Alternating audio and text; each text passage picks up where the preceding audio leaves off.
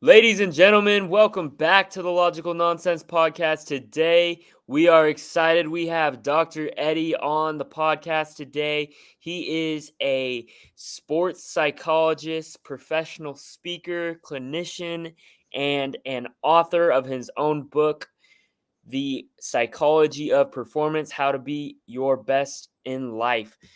Dr. Eddie, how are you doing today?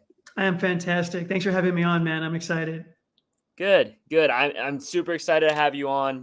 We talk a lot about sports and kind of recapping that, predicting that, but a lot of times that something that goes unmissed is kind of the psychology of the actual athletes. They are Yeah, they are people too, and I think as fans we often forget that. So, yeah, we well, do. It'd be nice to have them as robots and just do what they're programmed to do, right? Wouldn't you like that in your yes, life? especially when we're playing fantasy and you have money on the line and that kind of thing. So, Yeah. definitely would be nice, but we got to remember there are people too. So, first off, I want to just have you introduce yourself, maybe plug some of where people can find you and what you do as well. Oh, yeah, great. Thanks. Well, first, my background is as a clinical sport and performance psychologist. So, what do all those terms mean? Long story short, I always wanted to be a psychologist, interested in how people operated and worked. When I went into college, I was a runner, had a mental block. I'll save you that story. But I wasn't able to reach my potential. So I was always kind of curious about that. Didn't know why. Just had this thing that prevented me from running as fast as I could. Last class I took in college was this class called sports psychology. And I was like, what? This is a thing? Like, this is a thing.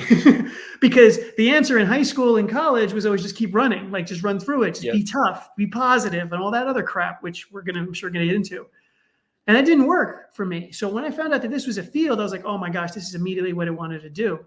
So sports psychology tends to break up into two groups, like the mental toughness, where you can be better and more consistent than your opponent in remaining determined, focused, confident, and control under pressure. So I work with athletes who want to be their best, and actually non-athletes as well. So I have a lot of artists, musicians, theater, high-risk professions, businessmen and women. I mean, there's a lot of things that we want to do out there that want to perform under pressure. So the mental toughness training will do that. But I also didn't want to, as you said, lose the human being in it. Like, we're not just athletes. We're not just Yeah. businessmen and women. We're not just, podcast producers and, Yep. like, we've got lives, as you had said earlier. And so I wanted to be sure that I stayed in and specialized then in what do these human beings suffer with the most. So I did a lot with injury and rehabilitation, had lots of experience there for a couple of decades. And in the most recent, like 5 to 10 years, I've really been specializing in performance anxiety, perfectionism, intolerance of mistakes, imposter syndrome, overthinking, kind of that whole group of where our head is really getting in the way. And so where I'm at now is I do, as you had said, I work with teams, and I can do presentations. I do one-on-one consulting. But where I'm really passionate about is my success stories community. It's an online community of people who, with that athletic mindset, ranging from high school and college athletes to master's level athletes to musicians, but people in there who actually want to be their best. And I've got all this training online in modules where I help you overcome that fear and doubt and insecurity and inconsistency, and then come out on the other side with that mental toughness, that focus and that confidence and that consistency, so you can be your best self. We'll maybe have some links or something, hopefully, that we can provide at the end. But if you like what I'm saying in the podcast here today, I have all of that training available for you inside the Success Stories community, and just pouring into it. It's going to be my life's work. I'm never going to retire. I just love this too much. So I'm going to be doing Yeah. that for the rest of my life. Absolutely. No, that's awesome. I think your platform's awesome. Going into a little bit more of what is your mission with all of this? Is it to bring people to the best part of them? It sounds like that's kind of where we're going. Or, yeah, I guess what's your mission with all of this? Yeah, I really appreciate that question, because there's so much out there, especially on the internet nowadays and social media. Like, everybody be your best and manifest and be positive. And I'm going to, and I'm not putting down these other people or things like Yeah, that, but yeah. my specialty, because I'm, again, a sports psychologist licensed for over, 25 years, and on the U.S. Olympic Committee Sports Psychology Registry. Like, what I understand and what I have seen is that it's a lot more than all the positivity. And that's where so many people are getting it wrong. You can't just be positive about things. This world sucks. Adversity happens. If you've watched any football, for example, last Sunday, Yeah. And I'm a Bills fan, so I'll be honest about that. I am in a really bad mood about what has been Yeah. happening and what happened in that Eagles game and the Denver game and the Patriots game. But when you have this adversity, how do these players, for example, through the adversity, through the nervousness and the anxiety, which I see in every human being, and this is what I love the most. I've seen so much distress in people who think they're broken, especially, again, high performers who think they shouldn't be nervous or they shouldn't be scared. And in one day, I love to help them overcome and realize that, guys, gals, like you need to feel this way. There is a real threat. Making a mistake does cost you the team. So all this positivity doesn't work. And in the one session, how they're able to understand and come to peace with the idea that, oh yeah, I need to relate to this differently. I can drop the struggle with this quote unquote anxiety as if it's pathological. So my mission more specifically is to reach the people out there and let you know that most of the things that you're going through, you need to go through. If we stop pathologizing and fighting them. Now, if you have panic disorder and things of that nature, if you're depressed, I'm not saying that that's normal and just get over it. But I'm talking about the average human being out there and how we have to develop that resilience and get through the adversity. I believe that that's a different message than is out there, and it is a much more effective one. No, I think it's super, super cool what you're doing. I'd just like to say that first. I mean, I'm learning as we're recording this podcast. I think what's cool about what you're doing is you're not trying to change the fundamentals of what's happening to them. It's more so that you are giving them a different perspective, giving them a new light on something they experience all the time, which is super cool because I think a lot of people, they hear that and they're like, oh, they're just going to like completely change up everything, how I train. And it doesn't sound like you do that at all. So, oh my gosh, no, not at all. Like, so last season I worked in the G League, and it was just a fantastic experience. And I got so much out of that helping those players because they didn't want to be nervous. And I'm like, look, you're trying to get into the NBA. What are you not supposed to be nervous about? Like, you're on the bubble. Like, you're not in there. Like, there's a real threat, and you're competing against everybody else in here. So you're right. And it's more than just the perspective, but training these athletes, these people, and saying there is a way to do it. It's, it starts with the perspective. It starts with understanding. Yeah. But you got to train your mental game and your emotional game the same way you do your physical skills. Yep. And sometimes people think about that as psychologists, like, oh, I'll just change my thoughts. But good luck with that. I've got freaking demons in my head from third grade, people teasing me that still annoy me. Like that stuff doesn't go away. You have to learn how to interact with it differently, and you can learn through skill development. Yeah, absolutely. Absolutely. That's great. So let's move on. I mean, we've talked about it here and there, but let's move on to why you think sports psychology is important. I know you kind of just talked about how, it should be a part of your training, just like weights or whatever you do with your physical. But yeah, why is sports psychology important? I can answer it by asking you a question. Okay. When have you ever done anything without thoughts or feelings? I mean, I would say sleep, but I can't even do that without thinking. So, right? I mean, that's the answer right there. Like, I'm old enough now to, back in the day, I'd have an athlete come in and I'd have to, convince them or explain what sports psychology is. Thank goodness nowadays in the Olympics and in the pro sports, everybody has really gotten behind this and understand that we're removing the stigma of both mental health and mental performance. I mean, every pro team has got, if not one sports psychologist, they have a sports psychologist and a whole mental training team to handle both aspects of it.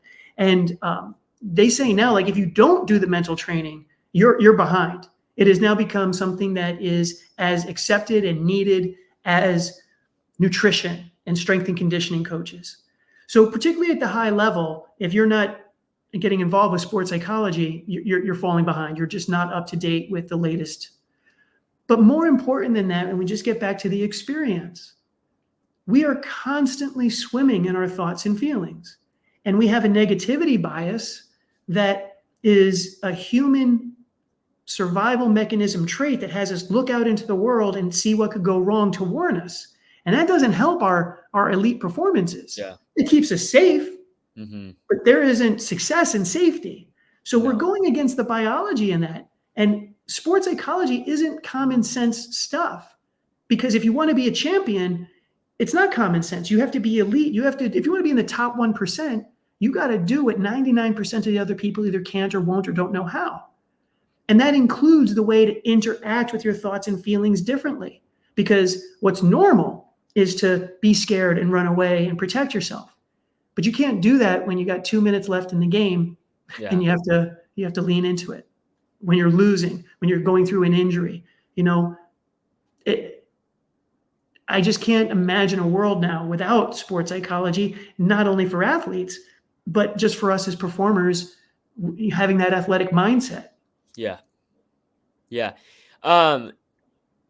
Banking off of this question, why is sports psychology important? Which you've kind of answered. It is important, and for the reasons you stated. But is individual sports, would you say those are more important to have sports psychology more than like a team sport? Because me, as a wrestler in the past, I also played golf. Two of the hardest mental sports I've ever been a part of. Yeah. I felt like it demanded more of me mentally than it did a football team. Great questions. Boy, a number of levels. So to answer your question specifically first, most athletes will come in and they'll tell me why their sport is the most mentally tough. And my answer is always yes. Because it's the sport you're going through. That's good. Yes, it's good different. answer. So I was a runner, and distance running, the hardest thing about that is that you are just left alone with your thoughts, running out in the woods and doing these trail runs. I had, constantly thoughts coming in, which you don't have time to do when you're playing defensive line and you got to go hit somebody, right? Yeah. But that's got a different challenge because you got, 300-pound man beating on you. That's different. Now, here's where I want to give you credit. I love my wrestlers. Yeah. Because you're a different breed. You are training 24/7. Yeah. You're monitoring everything that goes into your body for weight. And when you have those, is it 7 minutes, depending on the level? It depends on the level. In college, it's 7 minutes. In high school, it'd been 6. You have to be 100% for every second of that competition. Yep. Every second, you have to be dialed in. And if you give an ounce of doubt or fear or distraction, you're gone. No, exactly. Yes. And that's different than running cross country. That's different than playing golf. And so I would say that each sport. So anyway, that's why I love my wrestlers. I just love your intensity. Every wrestler I've worked with loves the mental training because they're used to actually doing the grind and doing the work. So they don't worry about, hey, I tell them to practice something. They're like that. Training is everything. But I switch it over to, golf, which sometimes you might think, man, tons and tons of thinking. Oh, absolutely. Yeah. The hours that you play golf, how many, minutes total are you actually hitting the ball? Tons of time to think. So, and then the team sports, they've got their own, because now, like, some of the biggest challenge in team sports is now you're not in charge of everything. You got to depend on your teammates. Yeah. There's team dynamics. There's trust. There's anger. There's who's getting the ball, who's not. Do I trust you in this situation? So there's other distractions and opinions that can get in the way there too. So yes, your sport is the hardest, and I'm talking to everybody who's listening. Yeah. No, and I think with team sports too, you talked about trust. I think one of the hardest things mentally that can happen is there's going to be clutch moments. There's going to be moments where your team needs you. And I think that's where some people can struggle with the sports psychology part of it. Yeah. Pressure's on. Yeah. All right. So my next question for you, as a sports psychologist, I mean, I'm sure you've watched so many sports now and you've worked with so many people. It sounds like, is it noticeable to you as a fan when an athlete has worked on their mindset and mental health? Certainly. I can't say for sure, like what Tom Brady, for example, has done, but damn well he's done something for his mental game. And I know that he has worked with sports psychologists and stuff because, he's just living a different life, or he lived a different life. I often question it when I see the emotional outbursts in games. Those are the times where I wonder the most. When I see my athletes, or not my athletes, but athletes in general, lose it, I want them to be my athletes because I'm like, oh, like you're forgetting where you are. You're all of a sudden prioritizing how you feel and how messed up the ref is or what that other Yeah. person did. And when you're in the game, I'm not saying that somebody talking about your mom isn't going to offend you and you don't have any Yeah. right to get mad about it. But what I'm saying is that in the context of the game, if they're getting into your head, that's part of what they're trying to do. Yeah. And you're getting a penalty for 15 yards because you just want to take something out on them. Now, let me know if it's strategic. I know in baseball, sometimes it's like that's sort of the unwritten rules of the game. You do some things and it's part of the game and people accept the consequences. But I know in football, for example, those penalties can cost people games. Now it's a first down and they keep going. And you let your emotions be prioritized over gameplay. And that's what I think I notice the most Yeah. is that when you're trained in sports psychology, when you develop your mental toughness, when you're in the game, that's the most important thing. And you Mhm. don't let the distractions, besides your own worries and fears that we've talked about, but what other people are doing, the bad refs, what the coach is thinking. And when you start to get upset, are your emotions leading you or are you still in charge? That's what I work with my athletes on. Do you remain intentional from the beginning of the game, through the game, to the end, and even in your post-run recovery? A lot of us, the natural thing is to live with impulse. It's like my kids, like, why'd you hit your brother? Well, he made me mad. That's not a reason. Like you do that when Yeah. you're 24, you're going to go to jail. You hit somebody because they made you mad. So we Yeah. see that a lot of times in athletics about what happened. Most of our mistakes are because we lose emotional control. We're upset about the mistake we made before, so we make more of them. And we blame our emotions for what's going on. You're going to feel things. Those mistakes do hurt. Mental training would keep you under control.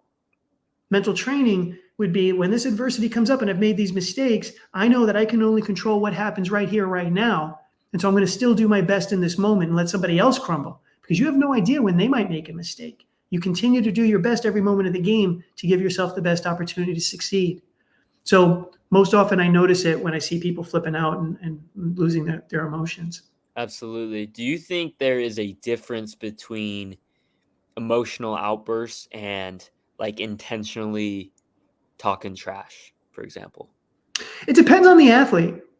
Um, That it's makes sense. amazing. Yeah, because and I've had this talk about trash talking a lot. Like when I have athletes who are, this is a fun question.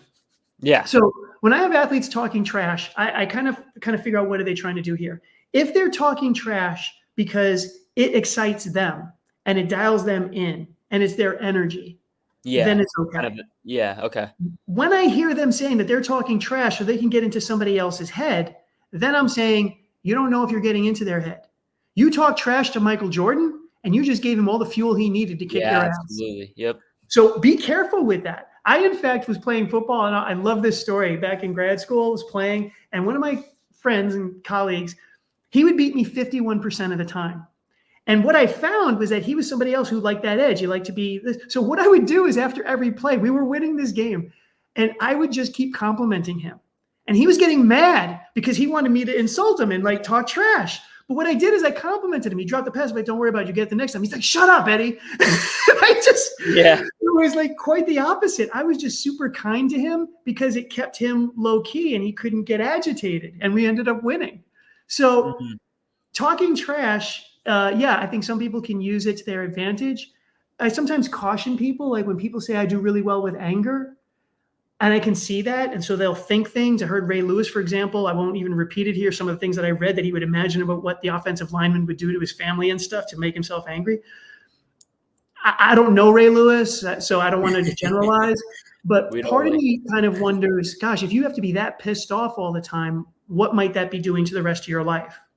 yeah. Like, if I have to walk around and always play with a chip on my shoulder, it might be great in the games. I wouldn't say it's right or wrong. When I work with athletes, I always talk about the individual workability. But I would Mhm. assess in your life, hey, if it works here, is it damaging me anywhere else? If it's not, then great. Think those things and use it. For some people, it might get you into a dark, depressed place and have negative outcomes.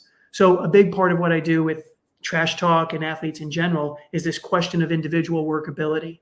There's not a right or wrong. There's not a positive and negative. There's not even a true or false. If what you're thinking and feeling works, do it. If it doesn't, don't. We have to sort that Yeah. out. Yeah, the reason I asked that question is, you named a great, famous trash talker, Michael Jordan. Larry Bird comes to mind. I know Richard Sherman was known for it, Oh and my so God, yeah, he was I good. wouldn't necessarily think of those people as, mentally weak. I feel like for sure they were very successful athletes, some of the best regarded athletes of all time. And so the reason I asked that is because I think some people could get confused with, okay, well, if he's saying I can't ever have emotional outbursts, like I can't talk trash anymore. And like you said, it definitely depends on the individual and Yes. what they're using it for. Um, Yeah, and I can't think of Michael Jordan for all of his trash talk, it being an emotional outburst. And when I watch Richard Sherman play, I mean, boy, I loved his commentaries on Crabtree. Like, it was just hysterical to watch. yeah, But that dude was always in control. When he was on the yeah, field, he absolutely. was dialed in. So Yep. that ability, he might talk trash or doing this or that, but he wasn't, for example, getting into fist fights afterwards and getting kicked out of the No. game for pushing a ref, or slamming helmets on the side and screaming at the coach and Yeah. distracting from players. That's those are more the emotional outbursts that I'd be thinking of, where it's like, oh gosh, like you're hurting your team now. Yeah. And I think like that's the difference between him and, for example, like a Aqib Talib. Because him and the famous fight they got on the field after they talked some trash. So I think that's what separates guys like Richard Sherman and some other corners is, like you said, he's not getting into fights. He's not, Yeah. insert whatever emotional outburst. So definitely interesting. Let's move on. Speaking of athletes, who do you think have mastered the art of sports psychology? I'm going to qualify this in the sense that some people can be very, very good at it. The most frustrating thing is that I don't know that we ever master it, because we can never beat our biology. So if I want to go back to the people who are listening out here, if I'm going to normalize to you the fact that you should have fear and doubt and anxiety, that's never going to go away. Like, again, I don't know Jeter and Tom Brady and everybody else, but I bet if I was going to have conversations with them, they would tell you, oh yeah, I had those thoughts. They just let them go and focused on what they needed to do. So that's the mastery of it. How good can you get at not feeling different, but when you do feel different or bad, can you actually focus? And so, I mean, really, if you're going to make it up at that level and you're succeeding, I'd say, as part of elite sport, most elite athletes are going to have more than your average mental toughness. Where it becomes even more challenging is, but then at that level, it's not a matter of do I have it or don't I, but do I have more of it than my competitor? Because the pressure keeps coming up. Mhm. I mean, even if you won a national championship in college, that's not going to be the same as a world championship in a pro sport. So it keeps going up. When you win at college and now you're playing for millions of dollars, that's going to feel different. Mhm. So it's interesting because and then once you win 3 championships, now the pressure to win 4, because nobody's ever done it before, and it's a world Yeah. record. That's another level. So does anybody ever master it? I think they get very, very good, but I would never want it to be sort of this place where you start to feel like, oh, now I'm done. It's like, who's ever Yeah. mastered weightlifting? Mhm. Well, there are people who are really good at it, but we just keep putting on more weight. True. And I think of True. That's a psychology good in the way to look same at way. it. Okay. Is there anyone, I guess, that you idolize, like that you've heard or read about that you look at and you're like, wow, like he had a really, really cool mindset? Um, I mean, Kobe and the Mamba mentality, like his stuff is just, I almost want to warn people against that, only because I'm like, It he doesn't work was for everyone. different. Yeah, like you want to aspire to it and it's great, but most people are just never going to be able to approach that. So Yeah. it's great to talk about, but you got to live your entire life differently. Mhm. You have to have a whole set of values that are different. I mean, the Mhm. work ethic, the Yeah. sacrifice, the commitment.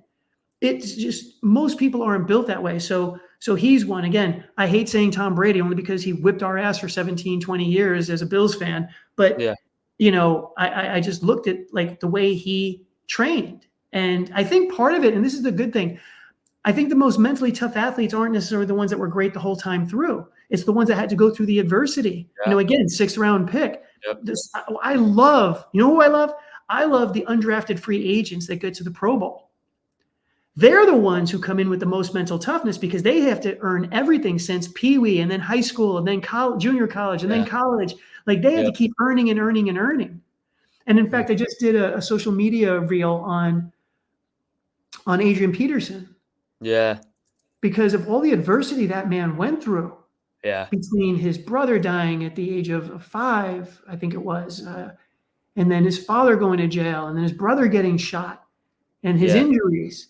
And this man learned how to go through adversity. And a lot of pro athletes will tell you that when they had this adversity in their life, and they have almost no choice but to get through it, but they have to get through this incredible difficulty that it shapes them so that they can succeed in the NFL or at these other high levels. So those are the people that impress me too. When I see, the poverty that they've come up through, the neighborhoods that they've grown out of, and had to just reform their life, like they had to survive, and they translate that then into their sport with such discipline. Those are the stories that impress me maybe the most. I like that. Yeah, I definitely think adversity helps. There's very few people, at least that I've met, who are successful and didn't have at least a little bit of adversity in their life. Because at some point it's going to come. And like you said, in my opinion, if you're not prepared for it, you're never going to succeed when it comes because So. And that's the sad thing, isn't it? It's like, I don't want to wish adversity on people. No. And I certainly am not for people who have gone through it here. It doesn't mean that you like it. It doesn't mean that it's pleasurable. And it doesn't mean that then it's okay. Yeah. It sucks. It hurts. And you come out with these scars. Mm-hmm. And that literally makes you stronger. Yeah. Because you've practiced it. You've been through it. There's a hardiness that comes from it. And you're right. You can't read a book about this. You can't listen to a podcast and get it. You have to go through it. And that's what I do with a lot of my athletes as well, too, especially the ones who are, runners, for example, who are struggling with pain. I'm like, dude, running is a pain tolerant sport. If you want to run faster than you ever ran, you have to feel more pain than you ever felt. I remember a boxer that I had worked with. I would get him tired before he would train. And he's like, you're going to get me killed. But he'd go into the ring and then do his sparring already tired because that's what he had to train for. Because in round 10, you're going to be exhausted and you have to perform under that. So, listeners out there, like anytime you don't feel like doing it or it's too hot, it's too cold, you're too tired, that's adversity that you can start off with for the everyday person. If you're giving into those things right now, you're never going to make it at the higher levels. Mm-hmm. So do it under those things. When you most don't want to do it, that's when you want to do it the most. Yeah. And that's where you can start at least the lowest level without having to have parents die or some other tragedies to go through. But that's how you can start to practice it. Absolutely. No, that's great perspective and something that I think is something we can all learn, right? I mean, I think there's times where we think, oh, like I'm going through this or that and in like a practice or something like that. But like you said, like if you don't put yourself, this is a quote from back when I wrestled. Our coach used to tell us all the time, if you don't put yourself through hell during practice, you're never going to win a match because when hell comes during a match, you're not going to be prepared and he's going to be so much more mentally tough than you. He's going to be out because you're going to be exhausted at that point. So I think that's a great, great way to put it. All right. So let's go to what intrigued you about this particular field. I know you talked a little bit about it earlier, but was it just the class or? No, you're going to make me tell my damn high school story. Okay. So I'm embarrassed. So I was a runner. Half mile was my favorite event. And my identity, and this is the big part of it, my identity was wrapped up as a runner, which is a terrible thing because I was running 2:11 and in half mile, that's not going to get me anywhere. Right. But it was just part of my identity. My junior year ran 2:11, but senior year, 2:11, 2:11, 2:11. And I'm not able to break it despite training really, really well and really hard. And I'm coming across the finish line, not tired. And then going off behind the bleachers and throwing up as if I'm exhausted. Yeah. And I knew at the moment, I'm like, this isn't making sense. I don't know what the hell's going on here. Years later, I figured out after, analyzing and, discovering, I was like, so I knew there was something that was keeping me back. Now, let me jump to good news. I ran 209, before I graduated high school. So I did break it. I don't know if my coach was a little fast with the timer, but officially I ran a 209. But I actually wondered, I could have gone under 205. Could I have actually run a 159 based on my training and other things because I was so not tired? What the hell was going on? And I figured out that because I was so wrapped up in my athletic identity and I ascribed so much importance to it, and I just didn't want to fail. Yeah. Now, the question is, well, I was failing because this mental block was having me fail each week. And whatever I was afraid of not being good enough, of not reaching my goals, of, my parents didn't care. Like they were just still supporting me. My girlfriend still loved me. She wasn't affected. I don't know exactly what at this point it was other than my ego. And I just was like, I was keeping hope alive. Unconsciously, my mind created an excuse that every time I came across the finish line, I remember thinking like this, damn it, 211, damn, I'm not tired. I can do it. I just have to go faster. And it insulated me. I didn't really fail in my head because I had a reason, an excuse that I could fix. I still had hope.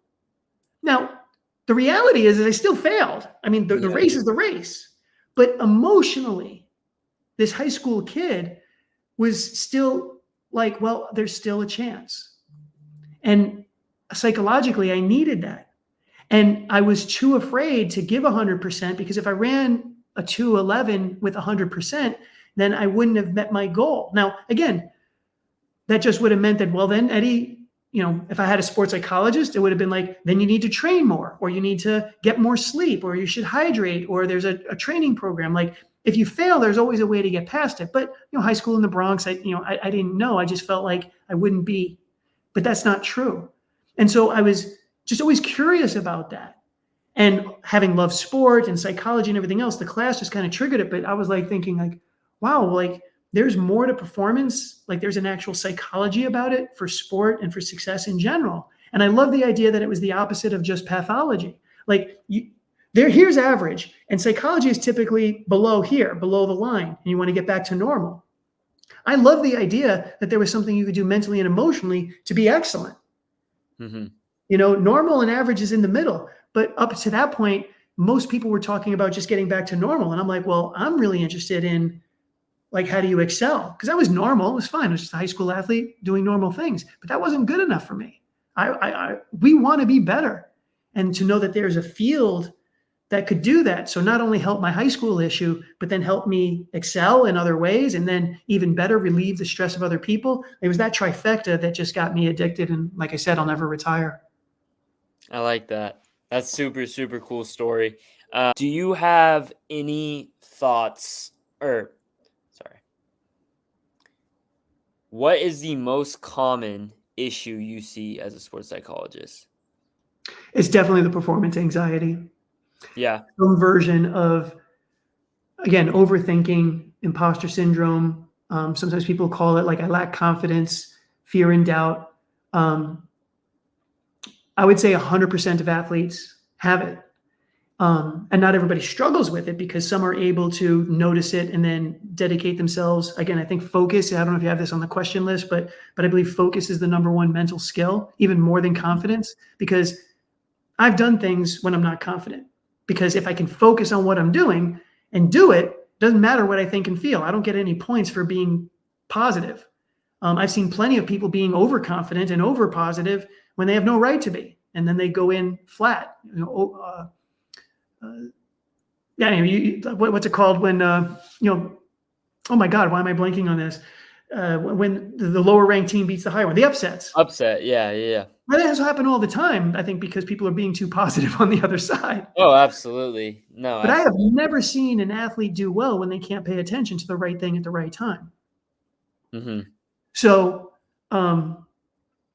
anyway, I've gone off on that tangent. Yeah, no, you're totally fine. You're totally fine. Do you think it's easier to be the underdog or to be the one that's on top, That one that's been the reigning champion, that's been that.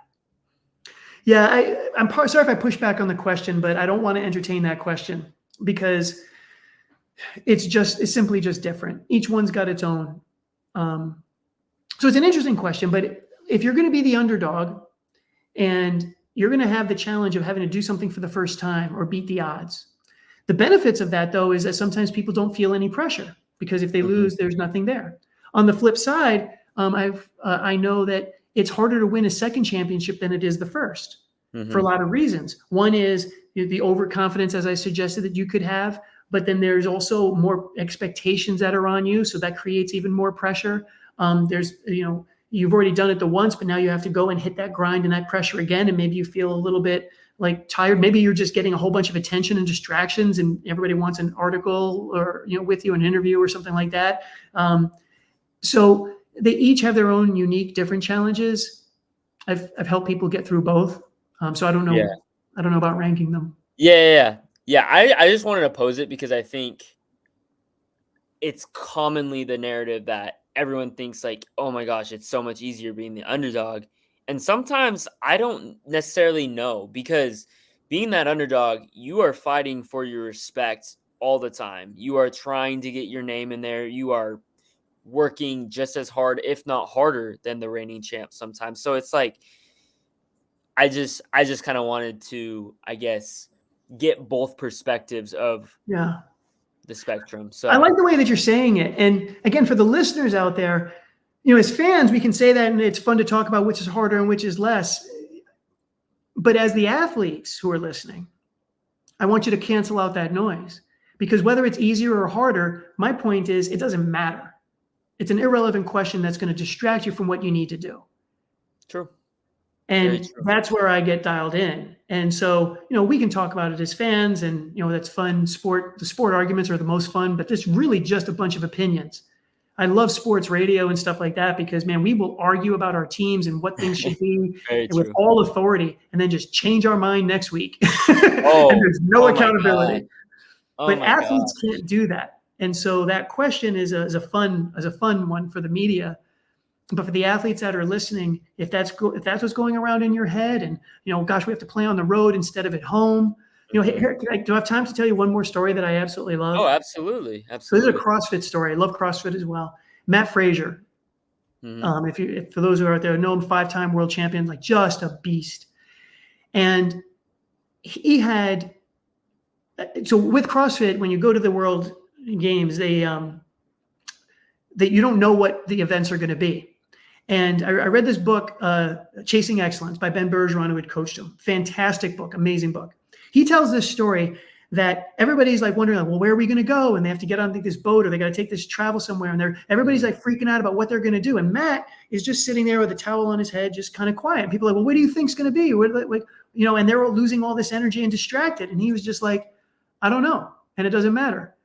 I'm going to do the workout, whatever it is. And so right now in this moment, he's basically just going to recover. He's just going to Yeah. breathe easy, conserve his energy. While everybody else is freaking out and getting into their heads, this man just knew with extreme precision what he could control and what he couldn't. He wouldn't get Mhm. lost in his own head. He just kept bringing it back to a present moment awareness. And that disconnect, I like to call it how I teach my athletes to unhook from everything that's going on in their head. He knew what everybody else was doing was not going to help. So why do it? What would help me right now in this moment? Breathe easy. I know they're going to tell me the workout at some point. When they do, I'll do it. And he did it well. So I love that. I love that mindset. How much, and obviously professional sports are much different because even college nowadays with how much media has happened, but how much do you think the expectations that we set for ourselves, because we talked about expectations with some of the big athletes, the ones that have won before, that have been to the big stage and have succeeded, how much of those expectations are in our head and how much of them are actually coming from the media, would you say? I'm not sure if I understand your question. Could you I maybe phrase guess it differently? yes. I basically what I'm trying to say is sometimes I feel like we put these expectations and we have this kind of aura, or we put this kind of atmosphere for ourselves, set the stage for ourselves that, oh, I've won this. Now I have to do this, this, and this. Now it's expected of me that I must win again, that I must do these accolades, must do whatever, put in the, accolade. But I wonder, how often is it actually said to us? Is it just Oh, in our heads, or is it actually said to us? Does that make sense? it makes much more sense now. Yeah, I get it. I'd probably say down the line 50-50. And what I mean by Okay. that is, if you're going to be a competitor, if you're going to be an athlete, these are things that are going to come in. And particularly for those that are excelling, you do hear it. You do feel it because articles are written. Yeah. When you win, people expect you to win. And that happens even at the high school level. Mhm. Got tons of athletes at high school, college level where they're feeling the pressure because they're the ones that people are learning to depend on. And while it may not be overtly said, sometimes it is. Teammates are saying, hey, we're depending on you. There is sometimes an over exaggeration, though. And I see this particularly in my younger athletes where they don't want to disappoint their parents. Yeah. And that's one that I have rarely found to be true. So if I could speak to the younger athletes and the parents out there on both sides, have a conversation, because most of the time, even for my fanatical parents, they're fanatical because they know that their child's sport is important to their child. And they want their child to win because they know it's important to their child. Let me tell you a quick story. I had a tennis player who came in, didn't give me a whole lot of time because she was anxious and she was really nervous. She didn't want to disappoint her dad. And she had state finals on Saturday, and this is Tuesday. I'm like, okay, great. Lots of time to figure this out. And as I'm talking through to figure out what's going on, she was just like, I can't disappoint my father. He's so invested in my tennis. He's sent me to all these lessons. They've spent so much money. I need to win. I need to win state for him. So I took a risk. I was like, well, let's bring dad in. Because honestly, there are some parents that are like, you're damn right. We spend so much money. Why am I doing this if you're not going to win? Sometimes parents will do that. But I bring this dad in, and he's like, oh, honey, no. He's like, I care about this because I know you care about it. He's like, you could quit tennis if you wanted to. I love you and I am proud of you for all the work that you've done. So Mhm. she starts crying. He starts crying. I'm just about to cry. And she goes out and wins state because the pressure was Was lifted, released off her, yeah. knowing that her father loved her independent of her sport performance. And I'll tell you another quick story to illustrate this in the opposite direction. Had a young kid come in, gosh, he might have been 12, and he's doing like 400 squats a night. And I was like, I can't wait to meet his parents. So he was a hockey player. And I'm like, what is this drive that this young kid is doing?